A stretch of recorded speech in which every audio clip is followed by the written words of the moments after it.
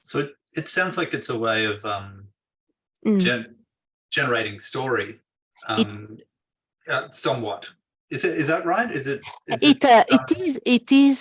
is actually, that happened later on in the process. I realized that, because initially it was a way to have on the character profile a small box in which there was a compass. The students could go back in always to remind themselves, okay, wait a minute, I'm writing this scene, this character has this core, so they react and they talk by that.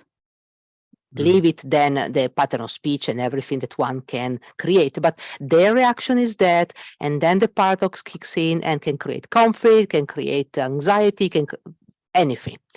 It was just to remind them, because I found that later on in the process of writing, the students would, they want the story to go that way, and then all of a sudden the character changes, and it's like, wait a second, on page 1, the character was this way. On page 5, you cannot do that. It has to be coherent. The character is the character.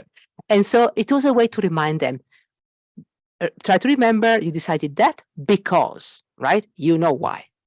But then I realized, because I tested for 3 years, I realized the more they were thinking about it in the initial stage, it started to generate story, because they realized, oh, actually, if I take the current paradox and drop 2 characters in a scene that I have in mind, and I make them interact, things start happening.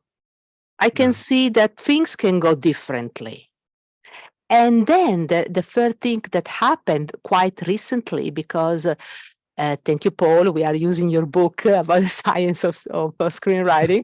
So I introduced the thing that the audience and the schemata and this and that. And one student from Iran came up and said to me, "Oh, this is really nice, because actually one of my questions was that, and you never mentioned, and I thought I was wrong, that the current paradox compass actually can help me to translate in human terms things of my culture that you would never understand.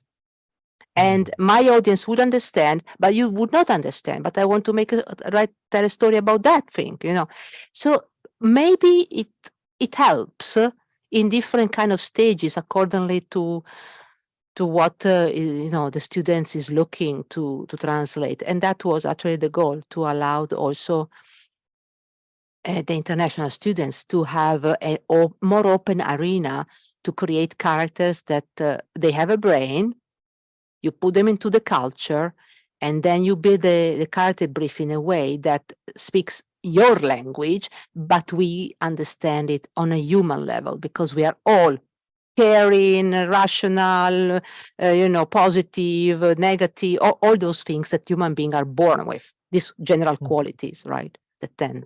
So that's the way it came about, really. Would it be possible to have is it possible to have a character who has a core but not a paradox?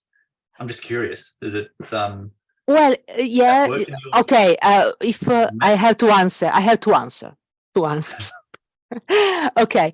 If you want to have a well-rounded character in a short, no, it's not possible, because then you create a stock character. You just create the typical. But also, why would you have a character that is just one thing? Unless you do it intentionally for a reason that is really clear, right? Because if you want to create a character it has layers, subtext, well, you need to have more than one core value, that drives this person. Yeah. I guess the paradox creates conflict for the the character world, I guess. And I was just I was madly trying to think, is there I was thinking of Patterson. Yeah. Yeah. But there's so little conflict in that film. Yes, yes, but it's. I think you could. I'm sure there's a paradox to Patterson somewhere in there. Well, maybe I will go and see. But what I also noticed that start to appear, and I don't know if you can see any relation at all. Many students of mine come to me and say, actually, the paradox helps me to understand the possible need of the character in the story. Sure. the contrast between paradox and core, right? There, that kind of space help them to get, okay, maybe in this story, actually, the character needs to understand this or to become that or whatever. And yeah, well, that is what's happening, really. Do you, just out of curiosity, do your students tend to, I don't know how you're working them exactly, do they tend to come with a story idea in mind and then they work on characters for it? Or do you find, are you encouraging them to? I try to actually, I encourage them to work on character first. Okay, so they. But it doesn't, it depends on the students. Some of them come with an idea of the character. And then through the same method, we try to just drop the character somewhere and see how the character reacts, and stories come to maybe form. Or other, they come with this clear understanding of, I want to tell you this story. And so we reverse engineer in a way, think, okay, so which kind of character would make this possible? And what do you want to tell of that story? What is that is interesting to you? So how can we flesh a person that could help you tell that theme and that kind of plot and that kind of thing? So it's, yes, it depends on the students, really. Mm-hmm. Yeah, because I've had in my years of teaching, I've never had a student, it occurs to me recently, I've never had a student who came to me and said, I got these great characters, and I don't know what story to put them in, for features, I mean. Yeah. So it's usually, with features, it's the premise, the inspiration, and then, okay, what kind of characters work for this, which is not necessarily how it works with episodic, with series. A series, the character comes first because the character is foregrounded, and then the stories are the variable that changes. So you find with television, I've heard of that. Somebody starts out, they developed a character on stage, they develop something in improv, and okay, where can we put this person? I bet there could be a series from this. Absolutely, and thank you for telling this, because really recently I had a student. Now she completed everything. She's working on a pilot for a series, and she wrote to me because she was the first year that I tried to this thing, and she said, well, I thought, here a thought for you. Okay. Actually, I'm using the core and the paradox, because if I use the paradox, I can create, in a series of episodes for the series, the overcoming of one aspect of the paradox, and then the character changes, and the paradox is still there, but it manifests in a different way in the life of the character. So I can actually create other stories to overcome that side of the story. And it was really interesting to hear, because when you work on character, apparently then the need of more immediate clarity, if you wanted, can help.